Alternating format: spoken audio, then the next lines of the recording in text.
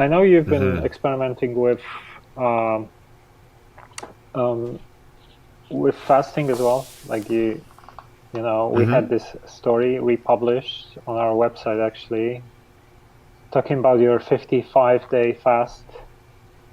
And I want to know a little bit about that. Like, what were the results, preparation, positive and negative side effects? Mm-hmm. Maybe you can talk about Yeah, yeah, that was a really interesting time in my life. I'd launched the first podcast, and at the time also I was like, yeah, I want to get more followers. I want to get this message out to more people. A little bit was ego based, and like it was hard. It was hard to sort of grow at that time, especially this was after sort of Facebook started changing their algorithm, so it wasn't growing at the same rate that's I'd seen some people that have this explosive growth before, and I was in my head a lot about it. And the thing that always would come to me in meditation is just do you, like, stop worrying about the outside world and focusing on that. Just focus on yourself. Keep doing your work. All that stuff doesn't matter. It's one thing to say that to yourself. It's another thing to actually catch yourself in these patterns of you know wanting to grow and wanting to succeed and wanting to be seen and heard. So I had been hearing about fasting, and I've been hearing about longer term fasting, and my wife actually was someone added her to some Facebook group where there was a group of people. My friend Gino, who's a friend now, he wasn't a friend at the time, who actually ended up living like pretty much a few kilometers from me. But anyways, I was put in this Facebook group. I didn't know who ran it, what they were doing, but they were doing these crazy long fasts for like up to like some of them up to 108 days, and a lot of them were having these crazy transformations, from anything from like their eyes changing color to healing from like cancer. One guy started, it was paralyzed and started walking again, and it was just like the craziest shit. And so she's telling me these stories, and like they're taking pictures of their crap, and their eyes are changing color. She's like, "You gotta see this," or "You gotta see," like, some of the people looked like super anorexic, like they were dying. And I was like, I don't want to see that shit. And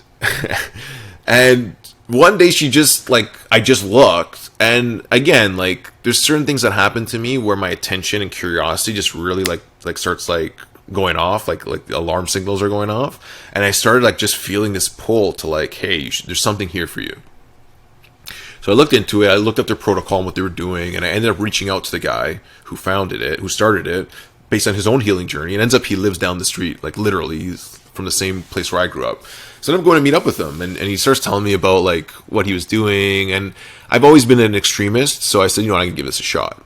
And so it was at the time they were doing a 108-day fast, so you had to commit to that. They said the minimum you should do is 40, which is also crazy. But they've changed it.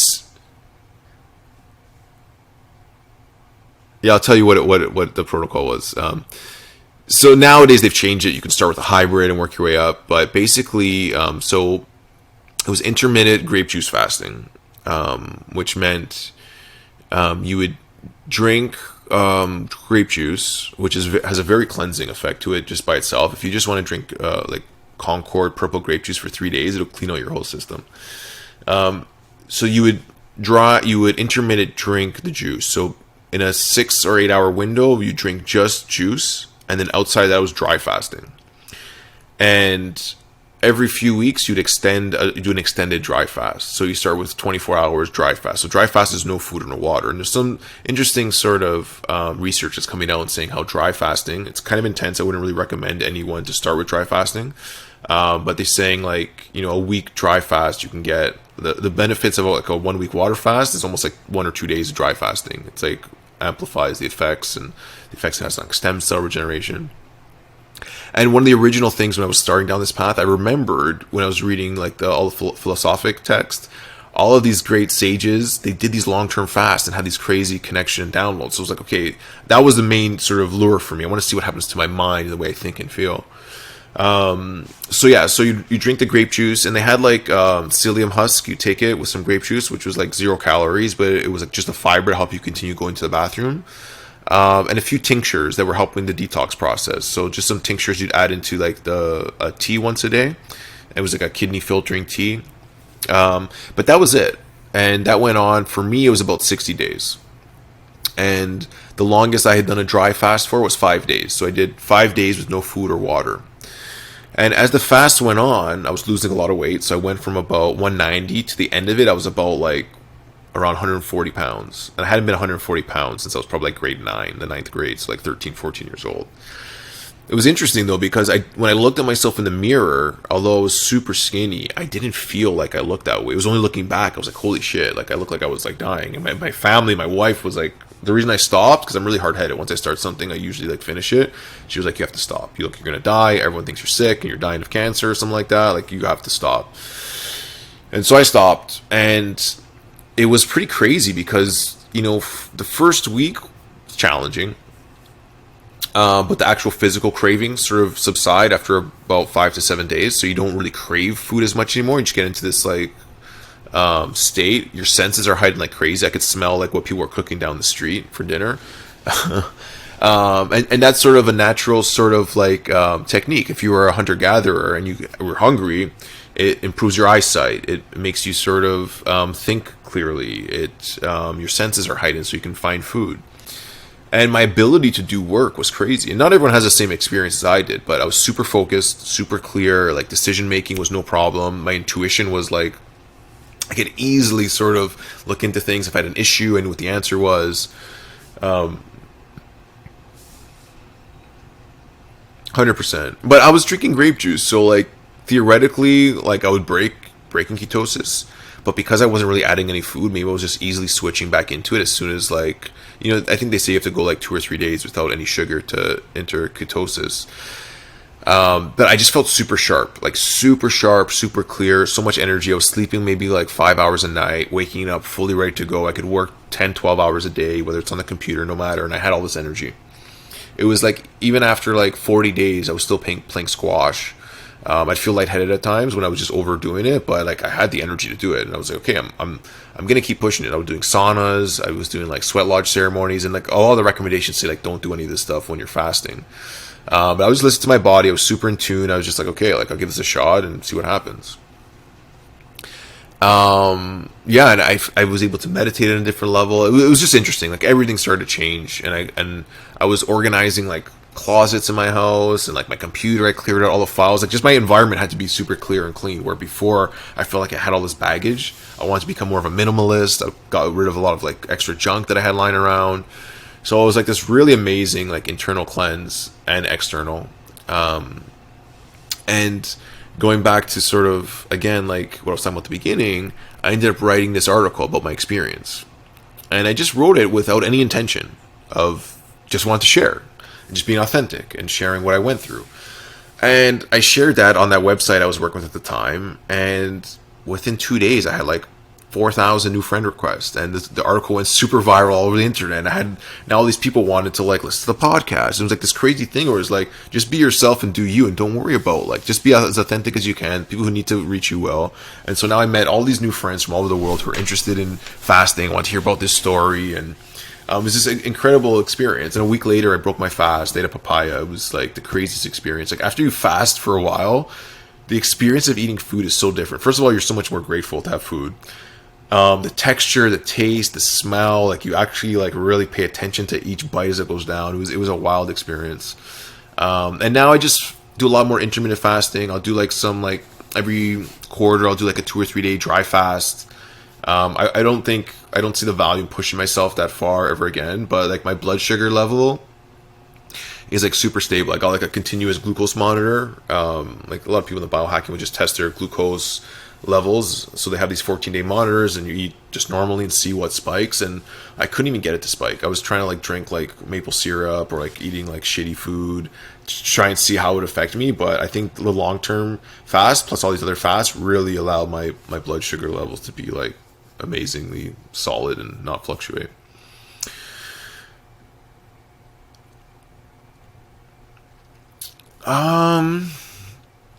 Yeah, the negative side effects was social. So it was very difficult to be in a social setting because I realized how much of our social life revolves around food. Whether it's holidays, whether it's going out with friends, and then just feeling like an outcast when you're there. You can't eat anything. So you're sitting there, everyone's ordering, eating, sharing food.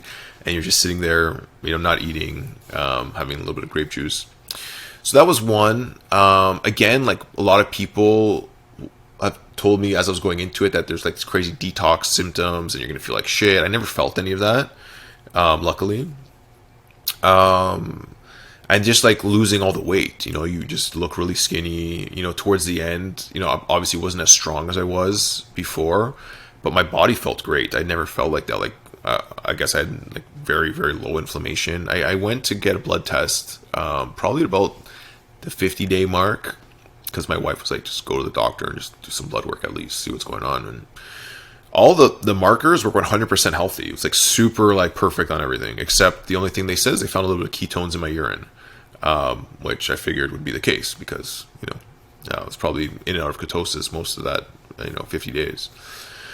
But yeah, like I couldn't really find any major sort of setbacks. The other thing people really got to be careful is introducing food again. So I had like a plan to sort of reintroduce food slowly into my diet. That's like after the war, World War II, even I think World War One, when they went into these slave camps, or they'd find like prisoners of war. They obviously at the end of the war, when people lose a war, their first priority is not to make sure the prisoners are fed. They're probably trying to defend for their lives. So people were left there starving, and they found them, and what they did was they fed them. And they fed them right away, and most of them died because their body couldn't digest the food because they hadn't eaten so long. They gave them things like meat and potatoes, and just blocked their whole intestines, and ended up dying. Sadly, imagine that, surviving a war and dying because you're eating. It's a crazy scenario. So it's really, really important to reintroduce food slowly. So I started with some juice, some soups, papaya, and over a couple of days. But the whole transition was great. It was an amazing experience. I learned a lot about myself. Probably wouldn't do that extreme again, but we'll see. Who knows? And did you go for any preparation before that? Like that was like you jumped straight away into like this crazy long fast? Yeah, so I had done a few short fasts in the past. I'd done like a bunch of like 1 day fasts. I'd done a bunch of 3 day juice fasts, and I'd done one 7 day juice fast before this with different types of juice. So when you go to like the juice bar, they give you like a whole week of juice, and then I'd done those were the 3 day ones, and I'd done one 7 day one at home where I was just blending my own fruit juices. So I had some experience, but nothing anywhere close to this. It was a big jump to go from 7 days to I think it was like 58 days by the time I actually finished. Wow. Yeah. Yeah, no, sounds that's pretty crazy to me. Like, I don't know. One of the things I think one time I tried to do fasting for a day, and it wasn't easy. I don't like to lose body weight as well. That's something to think about. But everyone talks about it, so I guess at some point you gotta try. And I think the worst is the beginning, right? Yeah. Yeah, the first 3 or 4 days the hardest. You start realizing very quickly how addicted you are to food, how your mind. So it took me about 3 weeks to stop thinking about food. So it took me 1 week to stop craving. It took me to the third week. Everything I was thinking about was food. You smell food. What am I gonna eat next? I wonder what that tastes like. It's lunchtime. What's the first thing I'm gonna have for lunch when I break this thing? It was just the mind was just thinking about food. And it took a couple weeks for that to go away. So I just realized how addicted we are to food and how we use it to sort of numb ourselves. Like a lot of people eat because it just numbs your feelings. So that was super interesting as well. But yeah.